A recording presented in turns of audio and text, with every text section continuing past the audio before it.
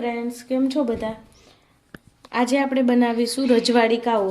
જે આમ જોઈએ તો જૂનાગઢના ભવનાથનો પ્રખ્યાત છે, પરંતુ જામનગરમાં પણ રજવાડીનો કાવો છે ખૂબ જ પ્રખ્યાત છે। તો આજે આપણે જે બનાવીશું એ જામનગરની સ્ટાઇલમાં બનાવીશું। તો આ જે કાવો છે આપણને શરદી, ઉધરસ અને કફ, ખાસ કરીને શિયાળાની સિઝનમાં જે આ તકલીફો પડે છે એમાં આ છે કારગર નીવડે છે। અને આ એકદમ આયુર્વેદિક ઉકાળો છે, જે આની કોઈ સાઈડ ઇફેક્ટ નથી। તો આ બનાવવા માટે કયા કયા ઇન્ગ્રેડિયન્ટ્સ જોઈશે આપણે જોઈ લઈએ। તો અહીંયા મેં અંદાજિત 2 ગ્લાસ જેટલું પાણી લીધેલું છે। એ આપણે કેટલી ક્વોન્ટિટીમાં બનાવવો છે ને કેટલા માણસો માટે એ પ્રમાણે લઈએ। અત્યારે હું 2 ગ્લાસ પાણી લઈ રહી છું। ત્યારબાદ 1.5 ટેબલ સ્પૂન જેટલી સુગર છે એ આપણે એવોઇડ કરી શકીએ છીએ। ત્યારબાદ તુલસીના પાન અહીંયા મેં લીધા છે 20 થી 25 નંગ જેટલા, અને એક નાનો વાટકો ફુદીનાના પત્તા લીધેલા છે। ત્યારબાદ 1 ટેબલ સ્પૂન સંચર પાવડર લીધેલો છે। 6 થી 7 આખા લવિંગ લીધેલા છે। અહીંયા મેં 10 થી 12 નંગ મરી છે અને અધકચરા વાટી લીધેલા છે। અને એક ટેબલ સ્પૂન જેટલી અહીંયા ચાની પત્તી છે એ લીધેલી છે। 1 ઇંચ આદુનો ટુકડો લીધેલો છે અને 1 લીંબુ લીધેલું છે। તો ચલો મિત્રો, આપણે રજવાડી કાવો બનાવવાની શરૂઆત કરીએ। તો હવે આપણે સૌપ્રથમ મિત્રો એમાં આ રીતે 2 ગ્લાસના મેજરમેન્ટથી અહીંયા આપણે 2 ગ્લાસ જેટલું પાણી છે એને ઉકળવા માટે મૂકી દઈશું। આપણે આ રીતે એને ગેસની ફૂલ ફ્લેમ પર જ મૂકીશું। પાણી થોડું ઉકળે ત્યારબાદ આપણે એમાં બધા ઇન્ગ્રેડિયન્ટ્સ છે એડ કરીશું। તો હવે મિત્રો આપણું પાણી છે સારી રીતે ઉકળી ગયું છે। સૌથી પહેલાં આપણે એમાં જે ચાની ભૂકી લીધી હતી એ આપણે એડ કરી દઈશું। ત્યારબાદ આપણે એમાં જે 6 થી 7 આખા લવિંગ લીધા હતા એ એડ કરી દઈશું। ત્યારબાદ જે 10 થી 12 નંગ વાટેલા મરી હતા એ એડ કરી દઈશું।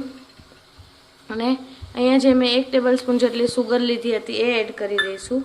હવે આપણે તુલસીના જે પાન છે એને આ રીતે હાથની મદદથી થોડા તોડી દઈશું અને એને એડ કરી દઈશું।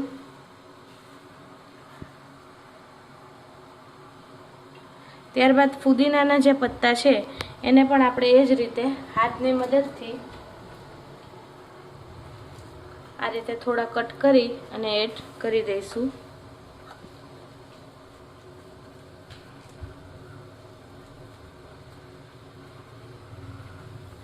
ત્યારબાદ આ બધું થોડું ઉકળતું થઈ જાય ત્યારબાદ ગેસની ફ્લેમ છે આપણે થોડી સ્લો કરી દઈશું, નહીં તો એમાં ઉભરો આવશે।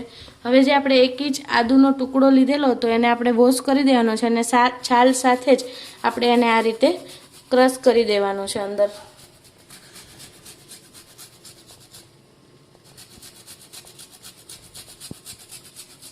કારણ કે આદુની જે છાલ છે એ આપણા સ્વાસ્થ્ય માટે ખૂબ જ ગુણકારી છે, એટલે આપણે એની છાલ છે કાઢવાની નથી। છાલની સાથે જ આપણે આ રીતે એને ખમણી અને અંદર આપણે એડ કરી દઈશું। ઘણી જગ્યા પર જે ભવનાથમાં રજવાડી કાવો મળે છે ત્યાં એ લોકો આદુના રસનો ઉપયોગ કરે છે। તો તમે ફુદીનો ત્યાં એ લોકો ફુદીનો, આદુ એ બધું ક્રશ કરી અને એની પેસ્ટનો ઉપયોગ કરે છે, પણ ઘણા લોકોને એ વસ્તુ મોઢામાં આવે છે તો પસંદ નથી હોતી। તો એની જગ્યાએ આપણે આ રીતે એને સરસ ઉકાળી અને ઉપયોગમાં લઈ શકીએ છીએ। હવે આ જે આપણું મિશ્રણ છે ને આપણે 5 થી 7 minute low to medium flame પર ઉભરાઈ ન જાય એ રીતે આ રીતે ઉકળવા દઈશું। એટલે આપણો રજવાડી કાવો છે એ સરસ બનીને રેડી થઈ જશે। આ એક ખૂબ જ આયુર્વેદિક સરસ ઉકાળો છે જે હેલ્થ માટે ખૂબ જ આરોગ્યપ્રદ છે। આ રીતે આપણે એને સારી રીતે ઉકળવા દઈશું। તો મિત્રો, તમે જોઈ શકો છો આપણો જે ઉકાળો છે એ સરસ રીતે એકદમ કાવો છે એ કમ્પ્લીટ થઈ ગયો છે। હવે આપણે ગેસની ફ્લેમ ફૂલ કરી અને એક આ રીતે ઉભરો આવે એટલે આપણે ફ્લેમ બંધ કરી દઈશું। પછી આપણે એને એક ગળણીની મદદથી એક બીજી તપેલીમાં આ રીતે આપણે આ રીતે છે એ બધો કાવો એક ગળણીની મદદથી ગાળી લઈશું, જેથી કરીને ફુદીનાના પત્તા, તુલસીના પત્તા એ બધી જ વસ્તુ છે એ આપણા મોંમાં ન આવે। આ રીતે સરસ ગાળી લઈશું। આપણો કાવો છે એ બનીને રેડી થઈ ગયો છે। હવે આ સ્ટેજ પર આપણે એમાં 1 ટેબલસ્પૂન જેટલો સંચર પાવડર એડ કરીશું।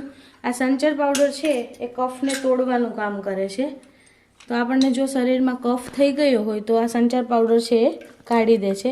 ત્યારબાદ આપણે એમાં લીંબુ છે એ હાફ લીંબુ એડ કરી દઈશું અને બીજું હજુ થોડું હાફ લીંબુ એડ કરી દઈશું। આ લીંબુ એવું છે કે જો તમને વધારે ફાવતું હોય તો તમે વધારે લઈ શકો છો, નહીં તો તમે હાફ પણ લઈ શકો છો, પણ આમાં સંચર અને લીંબુ એ બંનેનો ટેસ્ટ સારો આવે છે। આ રીતે બધું સારી રીતે મિક્સ કરી દઈશું।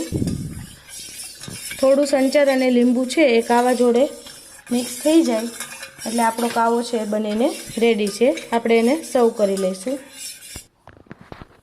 તો મિત્રો, આપણે જે રજવાડી કાવો બનાવ્યો હતો એ આપણો બનીને એકદમ તૈયાર છે। જો આપણે શરદી ખાંસી અને ઉધરસની તકલીફ હોય તો તમે શિયાળાની સિઝનમાં રોજ રાતે સૂતા પહેલાં લો તો તમને આ ખૂબ જ સારું રિઝલ્ટ આપે છે। તો તૈયાર છે આપણો રજવાડી કાવો। તમને મારી આજની રેસીપી કેવી લાગી? તમને મારી આજની રેસીપી ગમી હોય તો મારી ચેનલને લાઇક કરો, શેર કરો અને વધુમાં વધુ સબસ્ક્રાઈબ કરો। Thanks for watching.